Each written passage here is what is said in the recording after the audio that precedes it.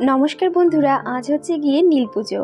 আর যেহেতু নীল পুজোর উপোস করছি, তাই ভাবলাম যে একটা ছোট্ট ভিডিও আপনাদের সঙ্গে শেয়ার করি। এখানে কিন্তু পুজো করতে যাওয়ার জন্য সব কিছুই মোটামুটি গুছিয়ে নিয়েছি। ওই ফুল, বেলপাতা, ধূপকাঠি, মোমবাতি, আর এই যে এখানে রয়েছে 5 রকমের ফল, যার ভিতরে রয়েছে শসা, আপেল, লেবু, কলা, আর রয়েছে কাঁচা আম আর 2টো বেল। বেল যেহেতু শিব ঠাকুর পছন্দ করে, সেই জন্য একদম টাটকা 2টো গাছ থেকে বেল পেড়ে নিয়েছি। আর এই যে এখানে রয়েছে পঞ্চামৃত, যার ভেতরে রয়েছে দুধ, দই, ঘি, মধু, আর রয়েছে চন্দন বাটা। সব কিছুই এখানে একটা তামার ঘটে আমি মিশিয়ে নিয়েছি। আর এই দুধটাই আমি বাবার মাথায় ঢালবো। আর পুজো করব সবার প্রথম ঘরে, তারপরে গিয়ে মন্দিরে পুজো করে আসব। এই যে ঘরে কিন্তু বাবার মাথায় দুধ ঢালার জন্য সব কিছুই গুছিয়ে প্লেটে বাবাকে বসিয়ে দিয়ে এবারে কিন্তু দুধটা আমি ঢেলে নিচ্ছি। ঘরে পুজো করা হয়ে গেলে এরপরে আমাদের রুমের একদম সামনেই, সেখানেও বাবার দু একটা মূর্তি আছে, সেখানে দুধ ঢালবো। আর তারপরে মন্দিরে গিয়ে পুজো করে আসব। আপনারা ভিডিওটা দেখুন, তাহলেই বুঝতে পারবেন যে আমি ঠিক কোথায় কোথায় গিয়ে পুজো করেছি। এই যে এখানে বাবার মাথায় দুধ ঢালা হয়ে গেছে, এরপরে কিন্তু জল দিয়ে একটু গাটা একটু ধুইয়ে দেবো। তারপরে আমি এখানে ঘরের পুজোটা সেরে নেব। এখানে দেখুন, এই যে আমার পুজো করা হয়ে গিয়েছে, ফুল, বেলপাতা, ফল টল সব কিছুই দিয়ে এখানে আমার পুজো করা হয়ে গেছে। আর এইবারে আমাদের রুমের সামনে, ওখানেও কিন্তু বাবার দুটো তিনটে মূর্তি আছে, সেখানেও দুধ ঢেলে নেব। এই যে এখানে কিন্তু ঢালার জন্য আমি বাইরে চলে এসেছি। আর এই যে সামনে একটা মনসা গাছ রয়েছে, এটা হচ্ছে গিয়ে আমাদের রান্নাঘর আর বড় ঘরের মাঝখানটাতে এই ঠাকুরের মূর্তিগুলো রয়েছে। এবারে ধূপকাঠি আর মোমবাতিটা জ্বেলে নিচ্ছি, তারপরে কিন্তু এইখানের মূর্তিগুলো আমি দুধটা ঢেলে নেব। আর এই যে এখানে কিন্তু আমি একদম শাড়ি টাড়ি পরে রেডি হয়ে নিয়েছি, কারণ যেহেতু ঘরের পুজো করেই মন্দিরে যাব, সেই জন্য একবারেই রেডি হয়ে গেছি। এবারে আমি বাবার মাথায় দুধ ঢেলে নিচ্ছি। আর এই নীলের উপোস বিয়ের আগে আমি তেমন কোনোবারই করিনি। বিয়ের পর থেকে ওই 4-5 বছর মতন হলো এই নীলের উপোসটা আমি করছি। আর প্রতি বছরই ওই জেলখানায় একটা শিব ঠাকুরের মূর্তি আছে, সেখানে গিয়ে জল ঢালি। আর এবারেও যাব। এই যে এখানে কিন্তু আমার দুধ ঢালা হয়ে গিয়েছে। এবারে ফুল আর বেলপাতা আমি সমস্ত ঠাকুরের মাথায় দিয়ে দিচ্ছি। আর এখানে যে পাথরগুলো আপনারা দেখতে পাচ্ছেন, এই পাথরগুলো কিন্তু অনেক পুরনো পাথর। এখানে আমরা যতদিন রয়েছি, এরও অনেক আগে থেকেই এখানে এই পাথরগুলো রয়েছে। সবাই মোটামুটি এখানে পুজো করে, তাই আমরাও পুজো করি।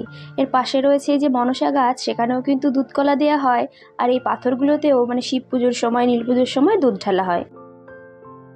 মন্দিরে যাওয়ার জন্য এখানে সব কিছুই কিন্তু আমি গুছিয়ে নিয়েছি। ওই ফুল, ফল, দুধ সব কিছুই ঝুড়িটার ভেতরে নিয়ে একটা তাওয়াল দিয়ে ঢেকে নিয়েছি। আর এইবারে যে বেরিয়ে পড়েছি মন্দিরে যাওয়ার জন্য। আর মন্দিরটা যেহেতু আমাদের বাড়ি থেকে 2 থেকে 3 মিনিট মতন সময় লাগবে হেঁটে যেতে, সেই কারণে এই যে সন্ধ্যা সন্ধ্যা নাগাদ বেরিয়ে পড়েছি। ঘরে ওই সন্ধ্যা টন্ধ্যা দেখিয়ে তারপরে শিনুও রয়েছে আমার সঙ্গে। আর এই যে কিন্তু আমরা চলে এসেছি মন্দিরে। আর এই মন্দিরটা আগেই বলেছি জেলখানার একদম পাশেই, সেই জন্য জেলখানাটাও আপনাদের একবার দেখিয়ে দেব। আর এই মন্দিরটা এর আগেও আমি ভিডিও অনেকবারই দেখিয়েছি, যে কয়বার পুজো দিতে এসেছি সববার দেখিয়েছি।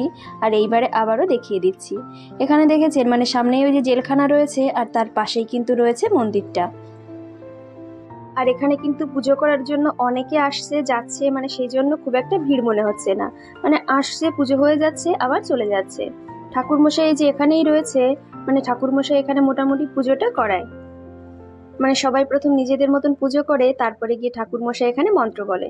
এই যে এখানে দেখুন সবাই গোল করে বসেছে। তারপরে যে বাবার মাথায় ফুল, বেলপাতা দিচ্ছে, তারপরে দুধ ঢালবে। আর তারপরে কিন্তু ঠাকুরমশাই মন্ত্র বলবে, তখনই পুজোটা কমপ্লিট হবে। এখানে যে বাবার মূর্তি রয়েছে, কিন্তু এত ফুল টুল চাপানো যে বাবার মূর্তিটা ঠিক মতো বোঝাই যাচ্ছে না।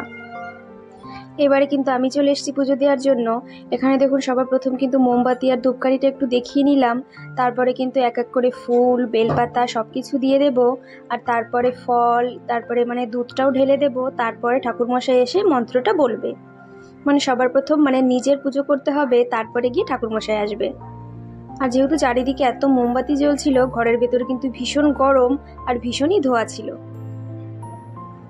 এখানে যে মালাটা আমি নিয়ে এসেছিলাম, সেই মালাটা দিয়ে দিলাম। আর এইবারে কিন্তু ফুল আর বেলপাতা দিয়ে দিচ্ছি। আমার সঙ্গে কিন্তু আরো যে 2-3 জন রয়েছে, সবাই কিন্তু নিজেদের মতন পুজো দিচ্ছে। আর এইবারে কিন্তু এক এক করে ফল আমি দিয়ে দেব।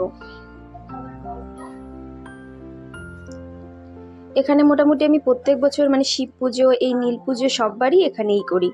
শিব পুজোর সময় এখানে আসি পুজো করার জন্য, আর নীল পুজোর সময় এখানে আসি জল ঢালতে। সব ফল কিন্তু এখানে আমি এক এক করে দিয়ে দিচ্ছি। আর এইবারে বাকি পুজোটা ঠাকুরমশাই করে দেবে। এখানে এরকম লোকজন আসছে, পুজো করছে, আবার চলে যাচ্ছে, তো সেই কারণে কিন্তু অতটাও ভিড় নেই। এবারে কিন্তু দুধটা ঢেলে নিচ্ছি।